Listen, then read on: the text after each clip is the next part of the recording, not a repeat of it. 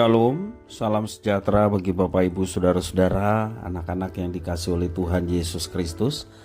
Jumpa kembali bersama saya Pendeta Eka di dalam renungan firman Tuhan pada hari ini, hari Jumat 10 Maret 2023. Sukacita dan damai sejahtera dari Tuhan Yesus kiranya menyertai hidup kita sekalian, puji nama Tuhan.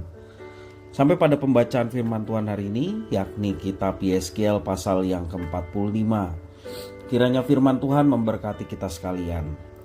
Baik Bapak Ibu Saudara-saudara, anak-anak, sebelum kita akan merenungkan bagian firman Tuhan hari ini, mari kita akan berdoa. Tuhan Bapa di surga, di dalam nama Tuhan Yesus, kami bersyukur buat hari yang Tuhan berikan kepada kami, buat nafas kehidupan, juga atas berkat keselamatan yang Tuhan jaminkan dalam hidup kami. Sungguh kami bersyukur untuk setiap kebaikan dan berkat Tuhan yang boleh kami alami. Biarlah semua itu menjadikan kami semakin kenal Tuhan dan kami terus belajar untuk taat akan firman-Mu. Karena itu kami mau dengan tekun belajar firman-Mu. Engkau mampukan untuk kami dapat memahaminya, Engkau juga menolong kami untuk kami dapat terapkan. Terima kasih Bapa, terpujilah nama-Mu. Demi nama Tuhan Yesus kami berdoa. Haleluya. Amin. Saya akan membacakan dalam Yeskiel pasal 45 ayat 1-17. Demikianlah firman Tuhan. Pada waktu kamu membagi-bagi negeri itu menjadi milik pusakamu, dengan jalan mengundi, kamu harus mengkhususkan sebidang dari tanah itu menjadi persembahan khusus yang kudus bagi Tuhan. Panjangnya 25.000 hasta dan lebarnya 20.000 hasta. Seluruh tanah yang di dalam batas ini adalah kudus. Dari tanah ini harus disediakan untuk tempat kudus, suatu tempat persegi yang panjang dan lebarnya 500 hasta dan sekelilingnya ada lapangan yang lebarnya 50 hasta. Dari daerah yang sudah diukur ini, ukurlah sebagian yang panjangnya 25.000 hasta dan lebarnya 10.000 hasta. Disitulah letaknya tempat kudus dan bagian itu adalah maha kudus. Ini adalah bagian yang kudus dari tanah itu dan menjadi tempat bagi imam-imam yang menyelenggarakan kebaktian di tempat kudus yang datang mendekat untuk melayani Tuhan. Itulah tempat perumahan mereka dan menjadi daerah kudus untuk tempat kudus.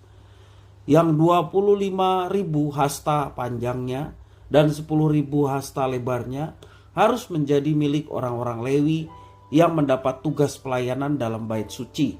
Itulah kota-kotanya, tempat tinggal mereka. Sebagai milik kota harus engkau tentukan 5.000 hasta lebarnya dan 25.000 hasta panjangnya, berbatasan dengan persembahan khusus yang kudus itu. Itulah untuk seluruh kaum Israel. Mengenai bagian raja itu haruslah terdapat di sebelah barat dan di sebelah timur dari persembahan khusus yang kudus dan milik kota itu, dan harus berbatasan dengan kedua bagian itu. Yang di sebelah barat harus sampai ke perbatasan barat dan yang sebelah timur harus sampai ke perbatasan timur. Jadi panjangnya harus sama dengan panjang dari bagian suatu suku Israel, yaitu dari perbatasan barat sampai perbatasan timur negeri itu. Itulah yang menjadi milik pusaka di tanah Israel. Dan raja-raja Israel tidak lagi akan menindas umatku. Mereka akan menyerahkan negeri itu kepada kaum Israel menurut suku-suku mereka. Beginilah firman Tuhan Allah. Cukuplah itu, hai raja-raja Israel. Jauhkanlah kekerasan dan aniaya, tetapi lakukanlah keadilan dan kebenaran. Hentikanlah kekerasanmu yang mengusir umatku dari tanah miliknya. Demikianlah firman Tuhan Allah. Neraca yang betul, eva yang betul, dan bat yang betullah patut ada padamu. Sepatutnya lah eva dan bat mempunyai ukuran yang sama yang ditera, sehingga suatu bat isinya 1/10 homer, dan satu eva ialah 1/10 homer juga. Jadi menurut homerlah ukuran-ukuran itu ditera. Bagi kamu 1 sikal sepatutnya sama dengan 20 gera. 5 sikal ya 5 sikal, dan 10 sikal ya 10 sikal, dan 10 sikal adalah 1 mina. Inilah persembahan khusus yang kamu harus persembahkan, 1/6 eva dari sehomer gandum dan 1/6 eva dari sehomer jelai. Tentang ketetapan mengenai minyak, 1/10 bat dari 1 kor, dan 1 kor adalah sama dengan 10 bat.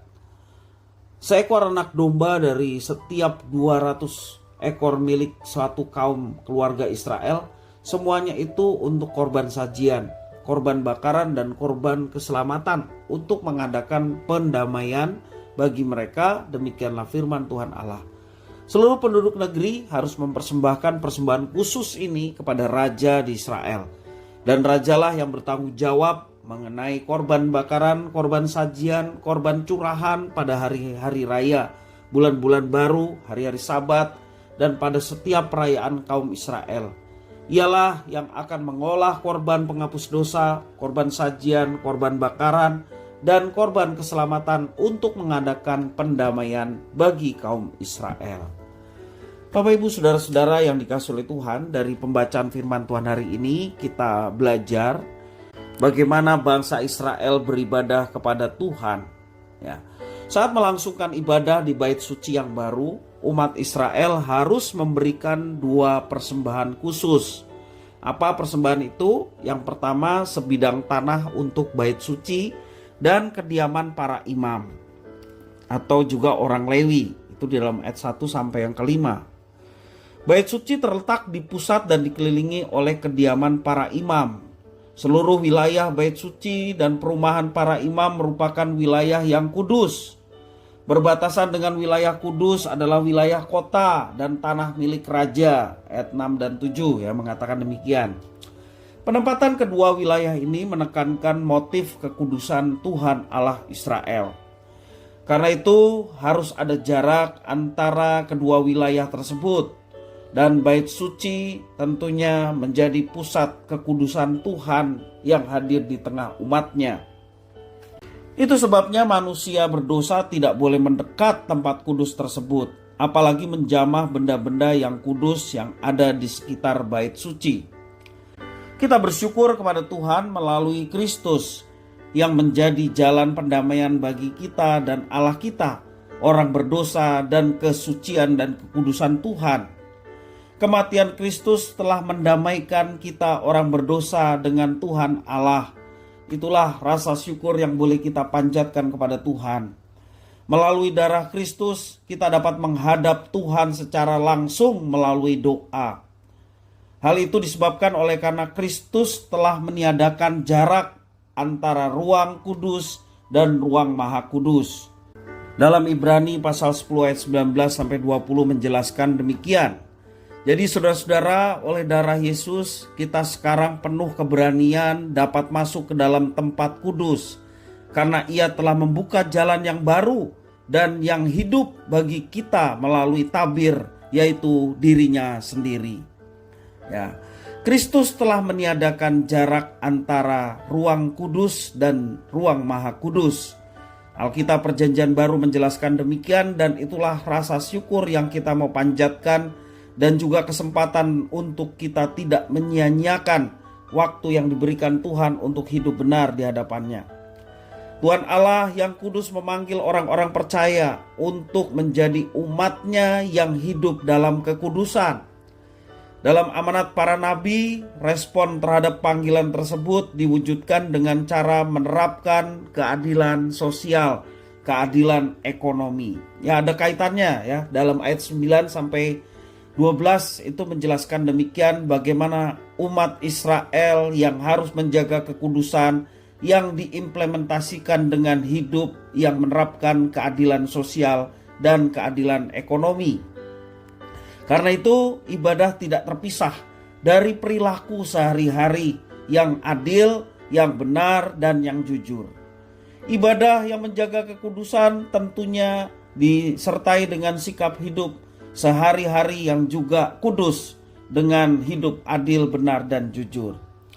Segala praktek bentuk sesuatu yang tidak adil dan tidak benar seperti perampasan terhadap orang lain, kekerasan, aniaya, juga kecurangan dalam takaran, kecurangan dalam timbangan, yang pada waktu pra pembuangan itu sangat merajalela di tengah umatnya. Maka Yeskiel dengan segala penglihatan yang diberikan Tuhan kepadanya diingatkan bahwa kekudusan umat harus dinyatakan dengan perilaku yang benar, yang jujur, juga adil. Karena sekali lagi di masa pra pembuangan itu merajalela. Ada perampasan, kekerasan, aniaya, kecurangan dalam ekonomi, itu sangat merajalela. Dan itu yang diberikan firman oleh Tuhan melalui Yeskiel untuk mereka melepaskan semuanya itu.